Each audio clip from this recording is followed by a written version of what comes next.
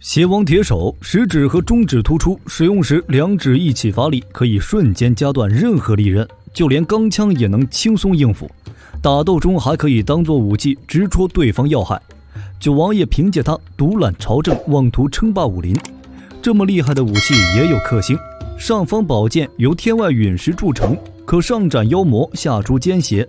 宝剑遇到危险就会发出道道金光，开启自动攻击模式，任何妖魔鬼怪都无所遁形。那么当上方宝剑遇到邪王铁手，又会不会被夹断呢？故事开始，九王爷狼子野心，想要谋朝篡位，带兵闯入皇宫。为保住江山大业，皇帝招来自己的贴身侍卫李正和古龙。他将上方宝剑和传国玉玺以及2位太子全部托付给2人，让他们立刻启程逃命。还没等出发，就被叛军堵住了去路。这时皇宫的一众侍卫每个人身上都带着一个孩子，想鱼目混珠带走真太子。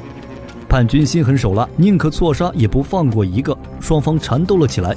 叛军首领被侍卫刺伤，他劫持了皇帝，想以此做要挟，逼迫他们交出太子和玉玺。皇帝为了保住他们，自刎而死。皇后也被叛兵杀害。古龙杀死了叛军首领，众侍卫趁乱逃出了行宫。刚走到一小桥处，就遭到了火将和水将的埋伏。他们是九王爷身边的2大高手。火将善用火攻，手拿火棍和火刀攻向众人，火棍威力巨大，几个侍卫被炸飞惨死，一把火刀更是防不胜防。几人边打边撤，水将从水中冒出，他身手敏捷，又有几个侍卫被杀死。古龙趁机走水路逃走，李正和仅剩的2个侍卫逃到了树林，遇到了九王爷的劫杀。九王爷铁指神功已出神入化，稍稍一用力就将利刃夹断，钢枪也被断成了2截。最后是2个侍卫牺牲自己缠住了九王爷，李正才得以脱身。少林寺后山的戒律院里住着3傻大师，悟知、悟明和悟理，他们因经常在外惹事伤人，被住持抓住，在此闭关接受惩罚，不准踏出戒律院一步。李正被杀手追到这里，向3位大师求救。3位大师利用轻功救下孩子，李正则身中数刀，临死前将太子和玉玺托付给了他们。别看3傻大师疯疯癫癫、痴傻打闹，却都是深藏不露的世外高人。平时又闲着无聊，就决定收这个孩子为徒，传授他功夫，也好排解苦闷。另一边，古龙走水道，将2太子送到了丞相府，顺利交到了丞相的手里。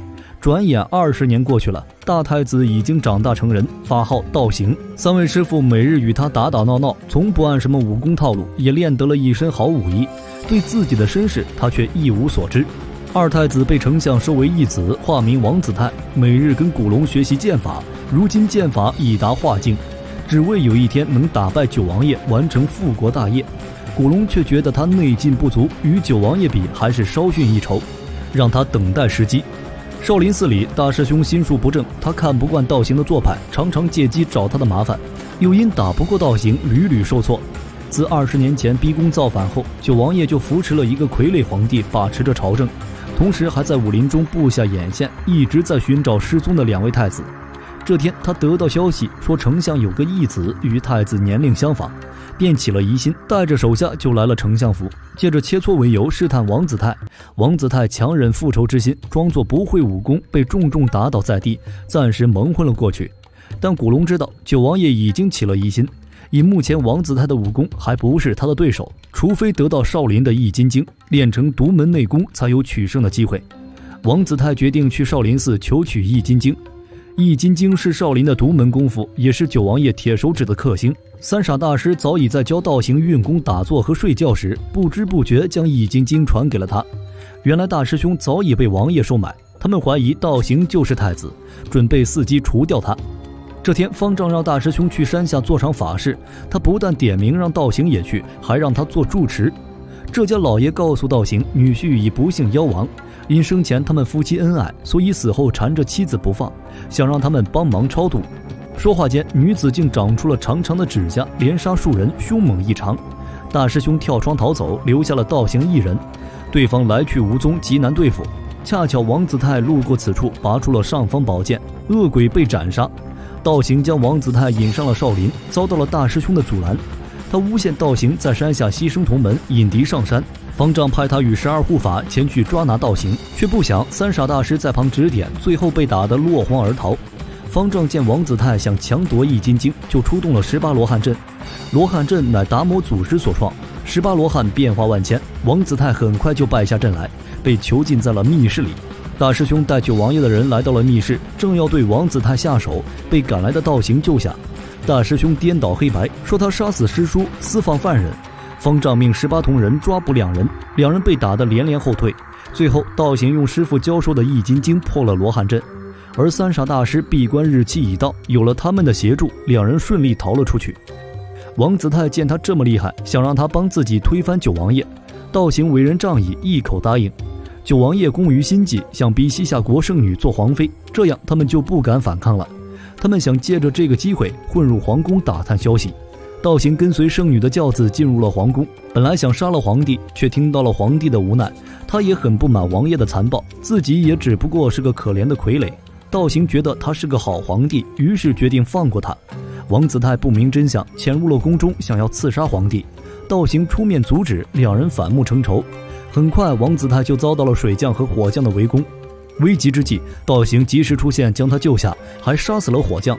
水将则死在了王子泰的手中，两人也和好如初。二人回到丞相府，发现这里遭到了叛军的屠杀，丞相和古龙也已奄奄一息。道行无意间掉落了腰间的玉玺，丞相和古龙惊喜万分，他们这才知道道行就是当年的大太子。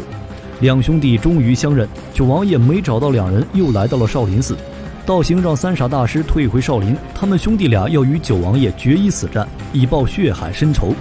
双方厮打起来，九王爷虽手下众多，但都不是兄弟俩对手，没一会儿就被杀了个干净。九王爷忍不住出手了，他武功确实了得，一人迎战兄弟俩也不落下风，还使出了遁地术。又打了几个回合，兄弟俩上下齐攻，九王爷打得很吃力，只能先退回了轿子上。两人乘胜追击，一人攻上面的九王爷，一人攻下面的轿夫，却不想轿夫也是武功不俗，轿子上更是装有机关，不但能随意前进后退，4根轿杆还可以横向组合进行旋转攻击。王子泰被打晕，道行也被轿子射出的暗器所伤。关键时刻，他使用易筋经破了轿子机关。王子泰醒来，一剑劈向九王爷。九王爷情急之下，用铁手指夹住了上方宝剑。